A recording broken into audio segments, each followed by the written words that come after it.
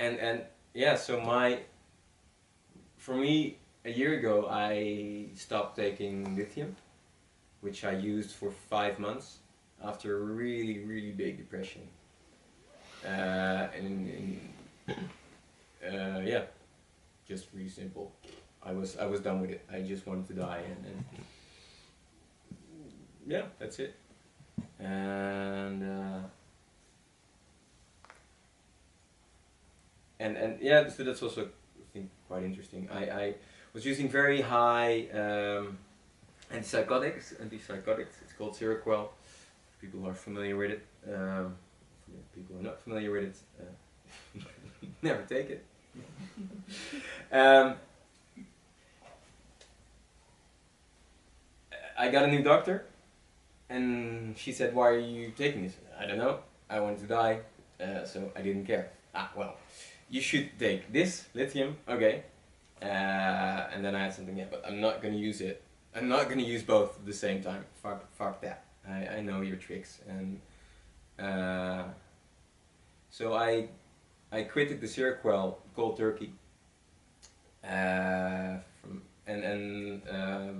the first night I couldn't sleep. Second, the day after I went for a run, first time in 4 or 5 weeks, and I could feel myself a little bit more. And then the day after was better, and the day after I did some meditation in the morning, and then in the evening, in the afternoon I cycled to a friend.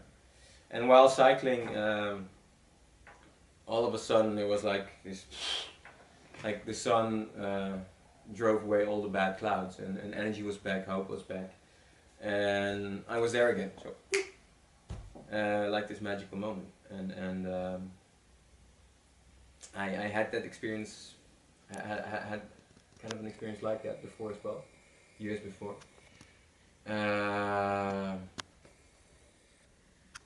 Yeah, so my perspective on depression, on how it works and what it does, and is different, I guess, than most doctors. Yeah. Okay, back to. So I stopped lithium a year ago, and that felt great in the beginning. I could really feel that I became way more sensitive in every kind of way, in feeling and adapting emotions, in yeah, and feeling life actually. Yeah. And at the same time, sometimes I went way too far. My dad got surgery, and pretty severe surgery. His I forgot the name, but stolterhoofd got removed, and so I saw him in hospital, and he had stitches all over his neck, and he couldn't talk, and he got angry while he was in that bed, and then this nurse came by, and she said some things that completely the wrong words, and he got way more angry, and that triggered something in me as well. So I got furious. I had a chair, and I just smashed it through the hallway. And I remember coming home that evening, and there's this big boxing bag sack at my dad's house, and punched it and punched it and punched it, and shouted and screamed, and looked into the mirror and screamed more at myself, and felt all the anger that was there. And after, I think, screaming for 2 or 3 minutes, I finally started to cry, and I could feel all the grief that was underneath it. And that was good. That was a nice lesson. And yeah, and I think that's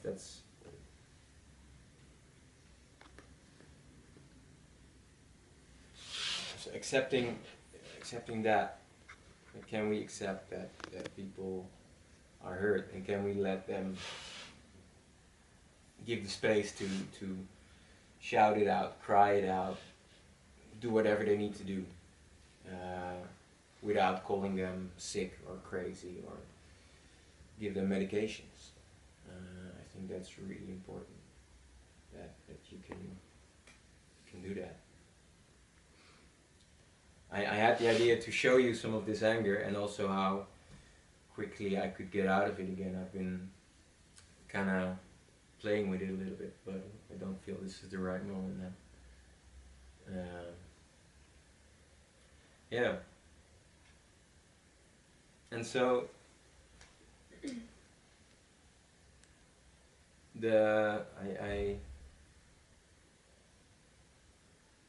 I'm trusting more and more and more that what comes on my path, and it sounds maybe a bit fuzzy, but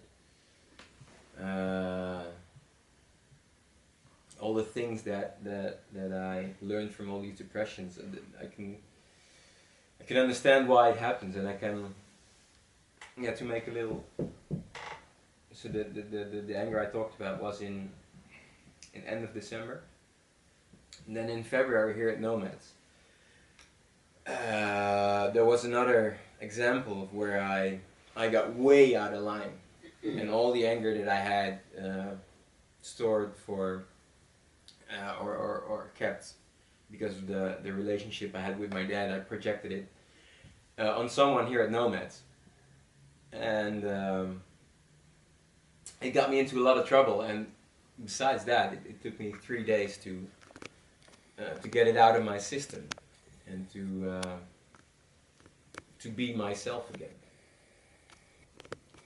and to understand how poisonous that anger is, and how I choose to keep it for myself. And I think that's the trick, if you can say so. And that reminds me of something to round this up. It's a beautiful quote from a book I came across years ago. It's from Sri Nisargadatta Maharaj, and the book is called I Am That. I have to look it up quickly. Basically, the summary of the book is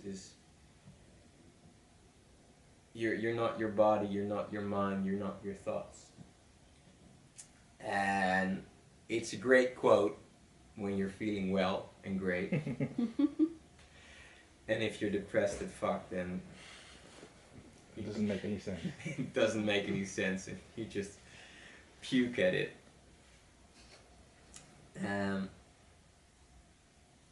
There we go. Almost there. And I really think it's the essence of learning and growing, and are you able to step out of your drama? Are you able to recognize all those parts in you that you created in that drama, that you picked up along the way, but that don't belong to you? And so that's another thing that was really important for me in this year. What is my essence? Who am I really? And what is all the crap that all the parts in me that are not really me, but that is something else. That is maybe my mom. That is the anger of my dad. That is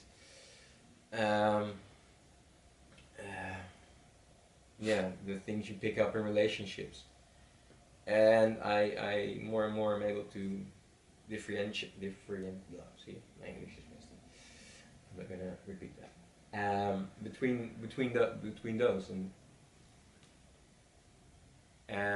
that feels great. I can really take distance of that's my angry part, and that's okay. That's there, but that's not me. Yeah. and that's about it. That's what this little quote is about. The book is called I Am That. As long as you have all sorts of ideas about yourself, you know yourself through the mist of these ideas. As long as you're interested in your present way of living, you will not abandon it.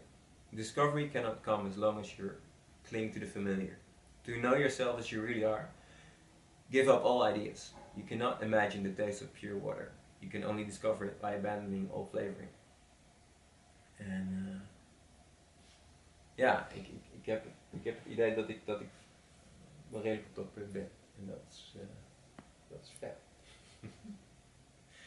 En ja. Dankjewel. Gaan we klappen? Nee.